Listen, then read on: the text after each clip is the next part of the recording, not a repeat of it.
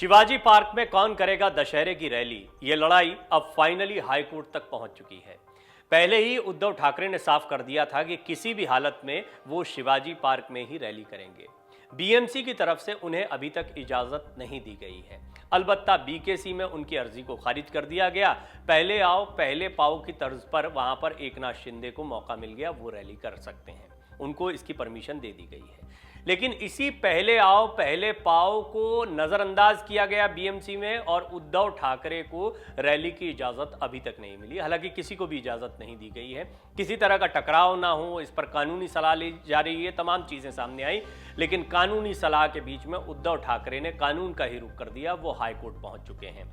उद्धव ठाकरे के नेतृत्व वाली शिवसेना ने शिवाजी पार्क पर रैली की मांग को लेकर हाईकोर्ट का रुख किया है। अदालत में अर्जी दाखिल करके शिवसेना ने मांग की है कि वो बीएमसी को आदेश दे कि उसके 22 और 26 अगस्त के आवेदनों पर जल्दी फैसला लिया जाए। उद्धव ठाकरे गुट का कहना है कि वो 5 अक्टूबर को दादर में स्थित शिवाजी पार्क में रैली करना चाहते हैं और उससे पहले फैसला हो जाना चाहिए ताकि तैयारी में आसानी रहे। आपको बता दें, शिवसेना अपने 6 दशक लंबे इतिहास से ही यहां रैली करती आ रही है।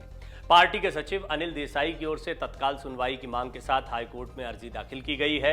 याचिका में कहा गया है कि पार्टी उच्च न्यायालय का रुख करने के लिए विवश है, क्योंकि मुंबई नगर निकाय ने अब तक रैली की अनुमति के लिए अगस्त में भेजे गए उसके आवेदनों पर निर्णय नहीं लिया है।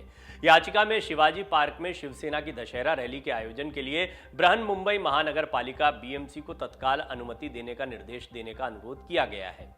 गुरुवार को बॉम्बे हाईकोर्ट की बेंच इस पर सुनवाई करेगी। वकील जोएल कार्लोस की ओर से ये अर्जी जस्टिस आरडी धानुका और जस्टिस कमल खाता की बेंच के समक्ष दायर की गई है।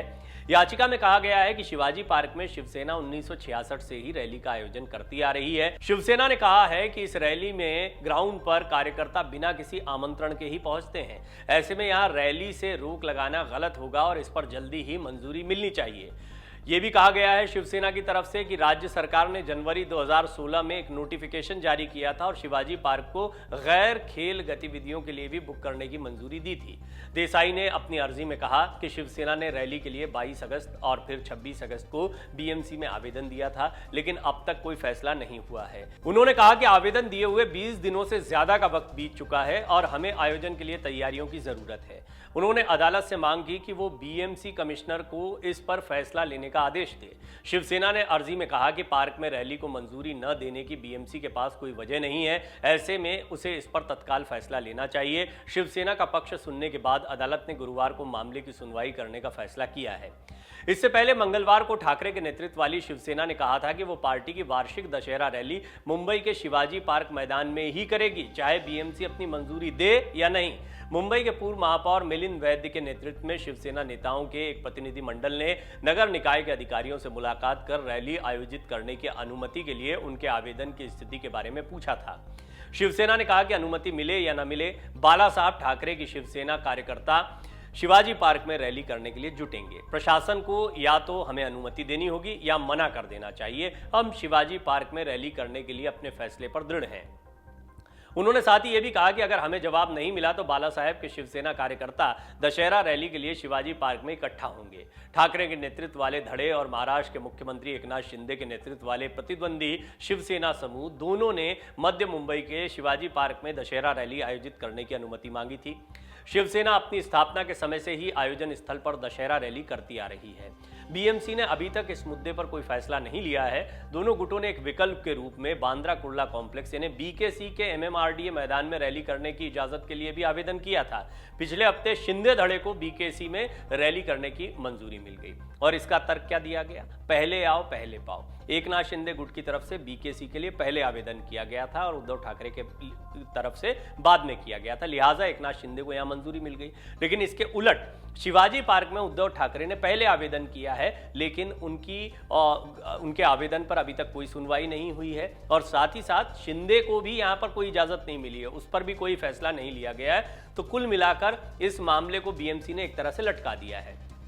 इस बीच राष्ट्रवादी कांग्रेस पार्टी के नेता अजीत पवार ने कहा कि उद्धव ठाकरे के नेतृत्व वाली सेना को शिवाजी पार्क में रैली करने की अनुमति मिलनी चाहिए और अगर अनुमति नहीं मिलती है तो उसे कानून का सहारा लेना चाहिए। यदि शिंदे गुट के लिए बीकेसी मैदान उपलब्ध कराया गया है तो उद्धव ठाकरे के नेतृत्व वाले समूह को शिवाजी पार्क में रैली करने की इजाजत दे देनी चाहिए। महाविकास अघाड़ी गठबंधन में ठाकरे के नेतृत्व वाली सेना के सहयोगी पवार ने कहा कि राज्य को इन दोनों पक्षों के विचार सुनने दें।